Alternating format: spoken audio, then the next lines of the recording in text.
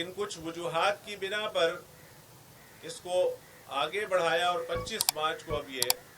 یوم تاسیس کا پروگرام منعقد کیا جا رہا ہے اور انشاءاللہ یہ پروگرام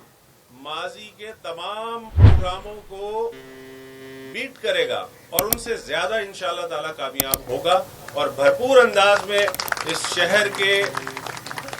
تمام رہنے والے جس میں سندھی، پنجابی، بلوچی، پختون بھائیوں کے ساتھ ساتھ مہاجر بھی بھرپور تعداد میں شرکت کریں گے۔ اور اس پروگرام کے حوالے سے میں یہ بھی